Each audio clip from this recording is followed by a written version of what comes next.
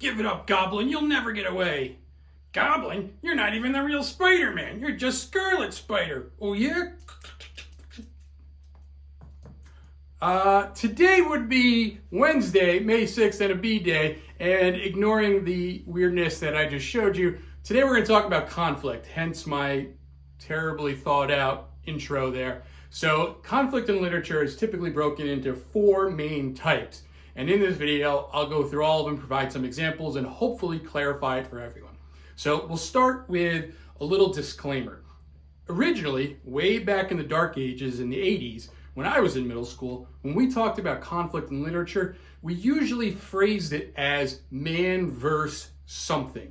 Now, obviously, thankfully, we've gone beyond that, and we usually like to say things like character or human verse. I typically prefer to use character because even using human can lead students to have some confusions, but we'll get to that in a minute. So for the most part, throughout this video, I'll try to refer to it as character versus whatever the thing that's causing opposition is. So let's start with a basic definition of conflict. Conflict is the opposition between 2 forces, okay? Force A wants to do something or is intending to do something. Force B is preventing that from happening.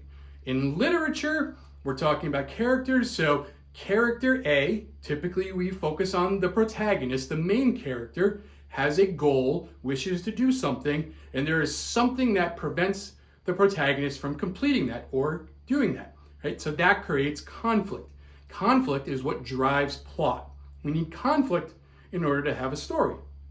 So we usually break these down into different types. So we'll start with the most obvious and basic one, and that's character versus character. Our protagonist is in conflict with another character. So some other character is preventing the protagonist from doing what he or she wants or needs to do. This is a very simple one to understand, just like the silly intro to this video with the Scarlet Spider and Green Goblin, right? They were in conflict with each other, one-on-one. It's, again, pretty straightforward and relatively easy to see. Moving on from character versus character, we have character versus society. These are much larger types of conflicts, right? Typically, we see these as an overarching conflict in literature because societal conflicts are large-scale problems. Things like racism, right, and sexism, those are societal conflicts. A society, for the purpose of this, can be defined as a group that exhibits power over the protagonist, right? So, for example, if they're reading a story about a student in a school, the societal conflict could come from the teachers and administrators or from a very popular group in there, right? That could almost be considered a societal conflict, right? So societal conflicts, right? So you're reading a story where a character is being judged based on their religion, on the color of their skin, on their gender, on their orientation. Those are societal conflicts. Right? Moving on from character versus society, we have character versus self. These are internal conflicts.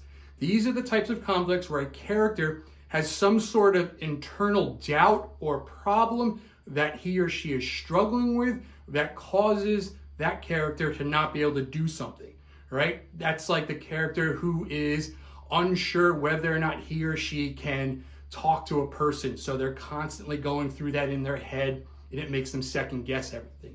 It's the character who's in the game and isn't sure if she can score the winning goal, right? Those are character versus self, internal conflicts. Again, you see that a lot in literature aimed towards students in the middle levels because it's a typical thing that students in middle school deal with.